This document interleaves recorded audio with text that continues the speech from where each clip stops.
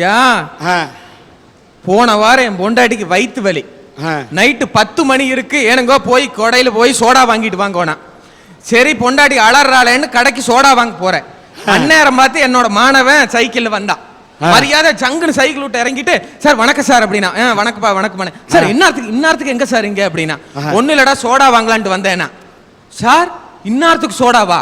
பார்ட்டியாட்டா இருக்குது. பசங்க எப்படி முன்னேறாம பாத்தீங்களா? டே டே டே பொண்டாட்டிக்குடா சோடா, எனக்கு இல்லடானா. பொண்டாட்டிக்கா? அப்ப 2 பேர் சேர்ந்தா பசங்க வேலை பாரு சார். அதோட விட்டானா மறுநாள் காலையில பள்ளிக்கூடத்தில் போய் எல்லாத்துக்கிட்டமே டே சோடாவாதியாரா, டே சோடாவாதியாரா, டே சோடாவாதியாரு சொல்லி இன்னத்து நிலைமையில எனக்கு பள்ளிக்கூடத்துல சோடா புட்டி வாத்தியார் தான் பேரு. பட்ட பேர் எங்களுக்கு வச்சாலும் கூட இந்த மாணவர்கள் பட்டம் வாங்கி போகணும்னு நினைக்கிறான் பாத்தியா ஆசிரியர். சபாஷ். ஒரு சில ஆசிரியர்கள் எப்படி தெரியுமா ஐயா இருக்காங்க? தாங்கிட்ட படிக்கிற மாணவன் தாங்கிட்ட டியூஷன் வந்தாதான் அவனுக்கு இன்டர்னல் மார்க்ஸ் போடுவேன் அப்படின்னு பயமுறுத்துற ஆசிரியர்கள் எத்தனையோ பேரியா. ஐயா பாப்பா ஊசி போட்ட டாக்டர் பார்த்து மிரண்ட மாதிரி இருக்குது. வேற ஒன்றும் இல்லை. அம்மா அப்பா என்ன பண்ணுவாங்கன்னா குழந்தைக்கு உடம்பு சரியில்லைன்னா தூக்கிட்டு ஓடுவாங்க. அந்த டாக்டர் என்ன பண்ணுவாருன்னா ஊசி போட்டுட்டு பீஸு வாங்குவார். அதில் மருத்துவம் இல்லை. இந்த பாப்பா என்ன பண்ணுதுன்னா அந்த ஊசி போடுறது வலிக்குது இல்லையா, அந்த வலியை பார்த்து பயப்படுது. சரி வாத்தியாருங்கிறவங்க வந்து டியூஷனுக்கு கூப்பிடுறது இல்லை, பெத்தவங்க தான் கொண்டு வந்து விடுறாங்க, டியூஷன் எடுக்கிறாங்க. ஐயா நான் இப்ப 2 சூடம் வாங்கியாரேன். ஒரு சூடம் இவர்கிட்ட கொடுக்குறேன், இன்னொரு சூடம் நான் வச்சுக்கிறேன். ஒரு சில வாத்தியார்கள் நான் இப்படி டியூஷனுக்கு கூப்பிடுறாங்க நான் சொல்றேன், இவர் கூப்பிடலைன்னு சொல்றாரு. இந்த இடத்துல அந்த சூடத்தை ஏத்துறையா, அவரையும் சத்தியம் பண்ண சொல்லுங்க, நானும் சத்தியம் பண்றையா. சபாஷ். நான் சொல்றேம்மா, எனக்கே தெரியுமா, தாங்கிட்ட டியூஷன் வச்சுக்கலன்னா அந்த பையன் மேல வெறுப்பை காட்டக்கூடிய ஆசிரியர் இருக்கிறாங்க. நானே சொல்றேன். ஆனா எல்லா ஆசிரியர்களும் அப்படி இல்லை, சில ஆசிரியர். ஐயா பிறந்தவுடன் நமக்கு கிடைக்கும் தாயிடம் தாளாட்டு, அது நமக்கு புரியாது. இறக்கும் போது நமக்கு கிடைக்கும் பிள்ளையிடம் நீராட்டு, அது நமக்கு தெரியாது.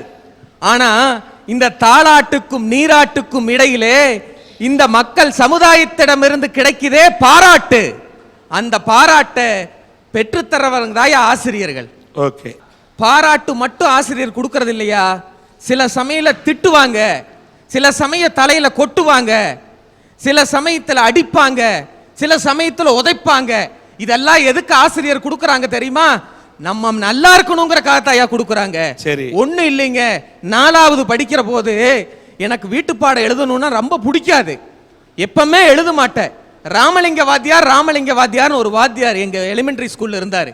அவர் ஒரு நாள் கூப்பிட்டு 50 பேர் பசங்க இருக்கிற போது என்னை கூப்பிட்டு அடிச்சிட்டாரு.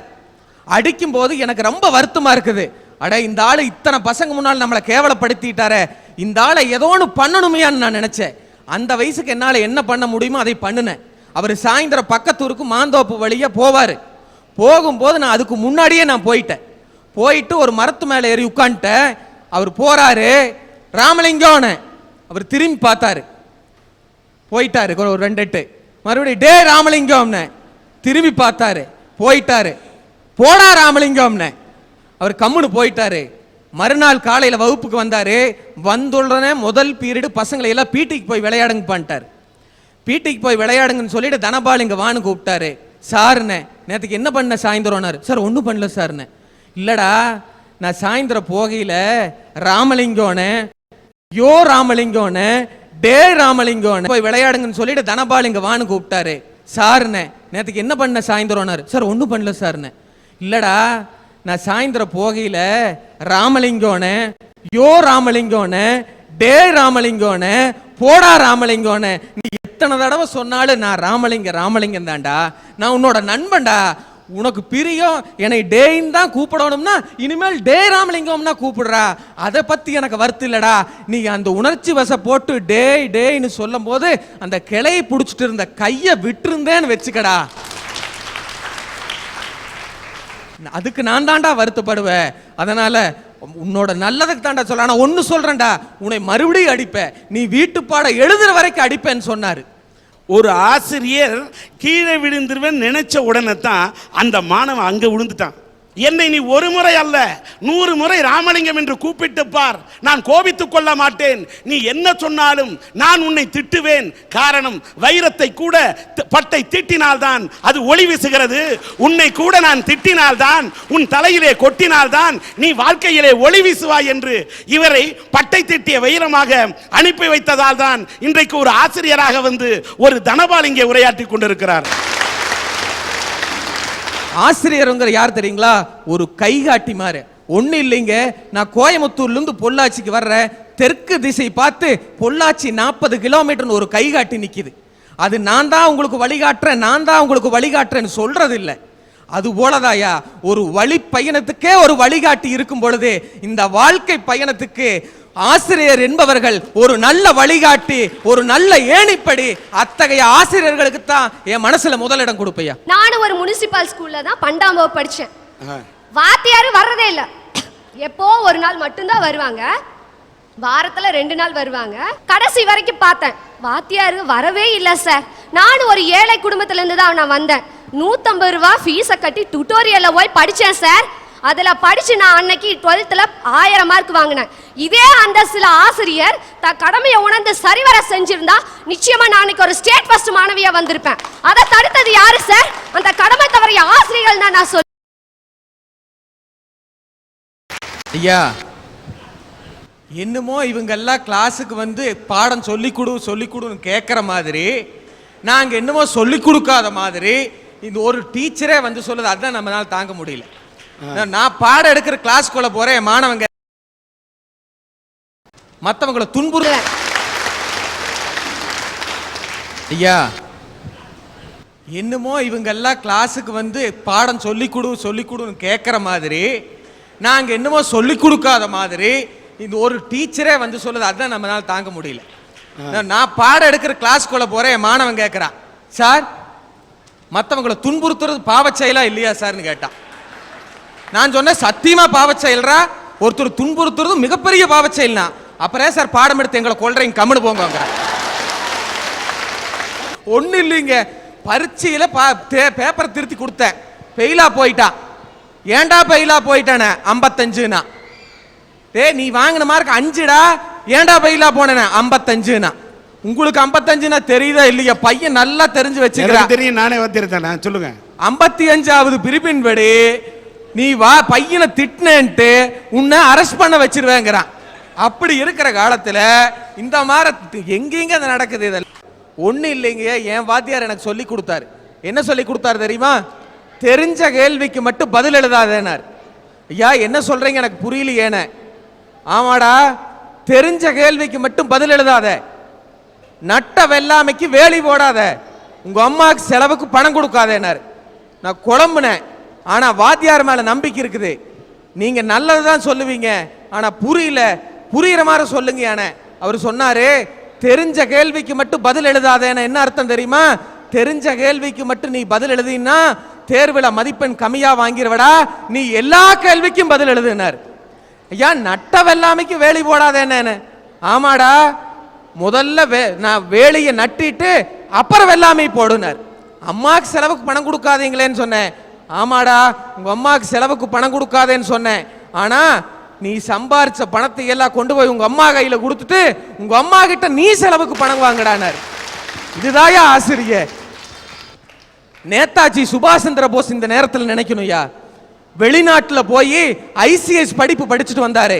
ஐசிஎஸ் படிச்சுட்டு வரும்போது தேசப்பக்குமிற்ற நேதாஜிய மக்கள் எல்லாம் சொன்னாங்க, நீங்க தாயா இந்த மாவட்டத்துக்கு ஆட்சி தலைவரா இருக்கணும், நீங்க இருந்தா இந்த நாடு நல்லா இருக்கும்னு சொன்னா. அப்ப நேதாஜி என்ன சொன்னார் தெரியுமா? இந்த அடிமை இந்தியாவிலே நான் ஒரு ஆட்சியாளராக இருப்பதை விட வருங்கால என் சுதந்திர இந்தியாவுக்கு என்னை போன்று பல ஆட்சியாளர்களை உருவாக்குவதற்கு நான் ஆசிரியர் பணிக்கு போறேன்னு சொன்னானே நேதாஜி. பாலகங்காதர திலகர் சுதந்திரம் எனது பிறப்புரிமைன்னு சொன்னவர். வீட்டுக்குள்ளே இருக்கின்ற மக்களை எல்லாம் வீதிக்கு வரவழைத்து சுதந்திர வேட்கையை சொல்லிக் கொடுத்த மகானவர். அவர் கஷ்டப்பட்டு சுதந்திரம் வாங்குறாரு. சுதந்திரம் வாங்கினதுக்கு அப்புறம் நீங்க திலகர்ஜி நீங்க என்ன பதவிக்கு போட்டியிட போறீங்கன்னு சொன்னாங்க. அப்ப சொன்னாரு திலகரே, நான் எந்த பதவிக்கு போட்டியிடலன்னு. இல்ல திலகர்ஜி, நீங்க ஏதாவது ஒரு பதவிக்கு போட்டியிடணும்னு சொல்லும் போது, இல்லைங்க எனக்கு தேசப்பணி முடிஞ்சது, அதுக்கு மேல இருக்கிற ஒரு தெய்வீக பணி இருக்குதுன்னாரு. எல்லாரும் கேட்டாங்க, என்னங்க நீங்க ஆன்மீகத்துக்கு போறீங்களான்னாரு. இல்லைங்க, அதை விட ஒரு அற்புதமான பணி இருக்குன்னு சொன்னாரு. புரியல திலகர்ஜின்னு சொன்ன போது, இந்த தேச பணிக்காக நான் வருவதற்கு முன்னாலே நான் ஒரு பணியை மேற்கொண்டேனே, பேராசிரியர் பணி. அந்த பேராசிரியர் பணிக்கு நான் போறேன்னு சொன்னானே திலகர். இன்னைக்கு யோசிச்சு பாருங்க, ஜனாதிபதிகள் 13 பேர் இந்தியாவில் இருந்தாங்கன்னா அதுல 8 ஜனாதிபதிகள் ஆசிரியர்கள் தான். ஆசிரியர் பணி என்பது அறப்பணி. அந்த ஆசிரியருக்கு தான் என்னோட முதலிடம். தப்பா பாடம் படிச்ச பிள்ளைகள் இருக்கலாம், தப்பா பாடம் சொல்லி கொடுத்த பெத்தவங்க இருக்கப்பான்ட்டாங்க. எப்படிப்பட்ட குற்றத்தையும் மன்னிக்கக்கூடிய ஒரே ஒரு பன்னாட்டு நீதிமன்றம் பெத்த தாயுடைய உள்ள மட்டும்தான். ஐயா, என்னுடைய நண்பனுடைய வாழ்க்கையில நடந்த ஒரு சம்பவம். பெத்தவங்க எல்லாம் சேர்ந்து கல்யாணம் பண்ணி வச்சாங்க, நல்ல முறையில் கல்யாணம் நடந்துச்சு. வருஷம் 12 ஓடிருச்சு, 2 குழந்தைங்க. அவனுடைய கெட்ட நேரம், கைகால் வராம போயிருச்சு, நோயினால பாதிக்கப்பட்டு. கொஞ்ச நாள் அவர் பொண்டாடி கூட மாட இருந்து பார்த்துக்கிட்டா, பின்ன வேற ஒரு ஆளோட ஓடி போயிட்டா. ஆதி உறவு அம்மா அப்பா வந்தாங்க, அம்மா அப்பாவை வேண்டான்னு சொல்லி உதறிட்டு வந்தவன் சொல்லி பார்க்கல. ஐயோ, 10 மாதம் சுமந்தெடுத்த என்னோட பிள்ளை கைகால் வராம துடிக்குதுன்னு சொல்லி மகனை கட்டி அன்போடு அரவணைச்சாங்க. ஐயா ஐயா 6 மாச குழந்தை 1 வருஷ குழந்தையை பராமரிக்கிறது கஷ்டமான காரியம் அல்ல. கைகால் விளங்காத 45 வயதுடைய ஒரு குழந்தையை பராமரிக்கிறது எவ்வளவு பெரிய கஷ்டமான காரியம் தெரியுங்களா? அது பெத்தவங்களால மட்டும்தான் முடியும். ஐயா, கழுத்துல போட்ட தாலி கைத்து முடிச்சு அத்துட்டு ஓடிடலாம், இந்த தொப்புள் குடி முடிச்சு அத்துட்டு ஓட முடியாதுயா. அதுதான் பெத்த பாசம். ஐயா, நான் ஒரு இஸ்லாமியன் என்று சொல்வதை விட முதலில் நான் ஒரு இந்தியன் என்று சொல்வதில் பெருமை அடைகிறேன். மிக்க மகிழ்ச்சி. ஏன் தெரியுங்களா? உலகத்திலேயே எந்த நாட்டுக்குமே இல்லாத ஒரு நல்ல பேர் நம்முடைய நாட்டுக்கு இருக்கு. அது என்ன தெரியுங்களா? இந்தியர்கள் என்றால் தாய் பாசம் கொண்டவர்கள், அன்பானவர்கள், எதிரியும் கூட தாய் பாசத்தோடு அரவணைத்துக் கொள்ளக்கூடியவர்கள். அந்த தாய் பாசத்துக்கு தான் நம் மனதில் முதலிடம் கொடுக்கணும் பேச போறியா. ஐயா, ஒரு மனுஷ வாழ்க்கையில கல்வி அறிவு இல்லாமல் வாழலாம், உறவுகளே இல்லாமல் வாழலாம், வெளிச்சம் இல்லாமல் இருட்டிலும் கூட வாழலாம், குரு இல்லாத சிஷியனாக வாழலாம், கண் இல்லாத குருடனா, கால் இல்லாத முடவனா, இப்படி எப்படி வேண்டுமானாலும் வாழலாம். ஆனா பெற்றோர் என்ற உறவு இல்லாமல் யாருமே இருக்க முடியாது. அன்னையும் பிதாவும் முன்னறி தெய்வம் என்று நமக்கு பள்ளிக்கூடத்தில் பாடம் சொல்லி கொடுப்பாங்க. ஏன் அப்படி பாடம் சொல்லி கொடுக்கறாங்க? உலகத்தில் இருக்கக்கூடிய எல்லா மதமும் மார்க்கமும் சொல்லுது கடவுள் தான் மனிதனை படைச்சா அப்படின்ட்டு. அந்த கடவுள் மனிதர்களை நேரடியாக படைக்கிறது இல்லையா, பெத்தவங்க மூலமாகத்தான் மனிதனை கடவுள் படைக்கிறான். ஐயா, கடவுளுக்கு ஆக்கும் சக்தி அழிக்கும் சக்தி இருக்குது. சில சமயம் தப்பு பண்ற மனுஷனை கடவுளை அழிச்சிருவான். ஆனா பெத்தவங்க ஆக்கும் சக்தியாக தான் இருப்பாங்க, அழிக்க மாட்டாங்க. சபாஷ். ஐயா, அந்த காலத்துல நடந்த ஒரு சம்பவம். கமலாவதிங்கிற அம்மா நிறை மாத கர்ப்பிணி, அவனுக்கு பிரசவ வலி ஆரம்பமாயிருச்சு. அப்போ அந்த வழியை அரண்மனை ஜோசியர் வந்தாரு. அந்த ஜோசியர்கிட்ட கேட்டாங்க, பிறக்கக்கூடிய குழந்தையுடைய எதிர்காலம் எப்படி இருக்குன்னு. அவங்க சொன்னார் அந்த ஜோசியர், இன்னமும் 45 நிமிஷத்துக்கு பின்னாடி இந்த குழந்தை பிறந்தா இந்த ஜகத்தை ஆளக்கூடிய அரசனாக வருவான், வறுமையில வாடக்கூடியவங்களுக்கு தர்ம பிரபாக திகழுவான். 45 நிமிஷத்துக்கு முன்னாடி பிறந்தானா அவன் தரித்திரம் பிடிச்சவனாக ஆயிடுவான்னு சொன்னாங்க. உடனே அந்த பெத்த தாய் கமலாவதி அம்மா என்ன செஞ்சாங்க தெரியுங்களா? தன்னுடைய வேலை ஆட்களை கூப்பிட்டு என்ன தலைகளா கட்டி தொங்க விடுங்கன்னு சொன்னாங்க. கட்டி தொங்க விட்டாங்க. ஏன் தெரியுங்களா? தலைகளா கட்டி தொங்க விட்டா வயிற்றுக்குள்ள குழந்தை தலைகளா திரும்பிரும். அந்த 45 நிமிஷம் வரை குழந்தை பிறக்காது. 45 நிமிஷத்துக்கு பின்னாடி என்னை கீழே இறக்கி விடுங்க அப்படின்னு சொன்னாங்க. இறக்கி விட்டாங்க. உடனே குழந்தை பிறந்துருச்சு. அந்த அம்மா தலைகளா தொங்கியதுனால தலையினுடைய பகுதியில் ரத்தம் அதிகமா போய் கண்கள் எல்லாம் ரத்தம் போல சிவந்துருச்சு. தான் பெத்த குழந்தைய முகத்தை பார்க்கலான்ட்டு அந்த அம்மா முதலாக குழந்தை இருக்கக்கூடிய பக்கமா தலையை திருப்பி குழந்தைய பார்க்கறாங்க.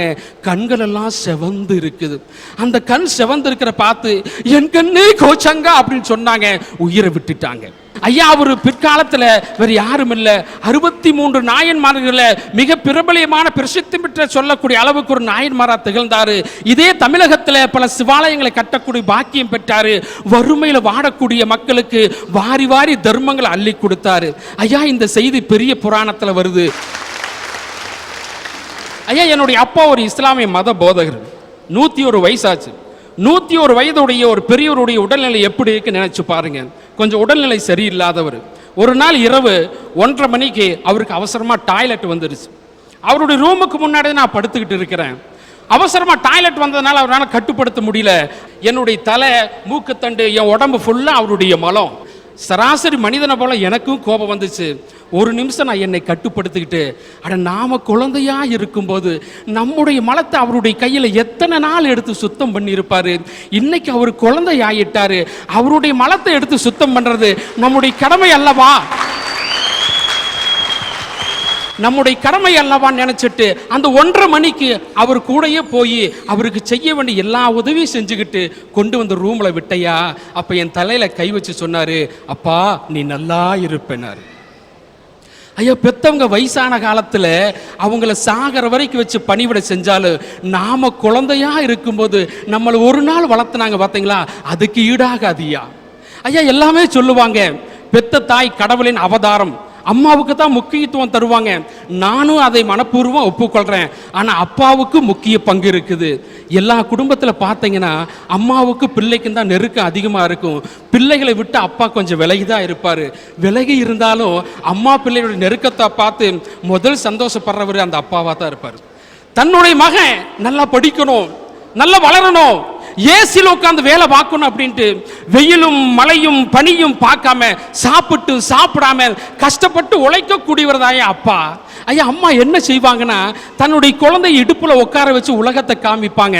அதுல ஒரு சின்ன வட்டம் தான் தெரியும். ஆனா அப்பா என்ன செய்வாங்க தெரியுங்களா, தன்னுடைய தோல்ல உட்கார வச்சு தான் பார்க்காத உலகத்தை என்னுடைய மகன் பார்க்கணும், அந்த உலகத்துல என்னுடைய மகன் கொடி கட்டி பறக்கணும் நினைக்கக்கூடியவர்தாயே அப்பா.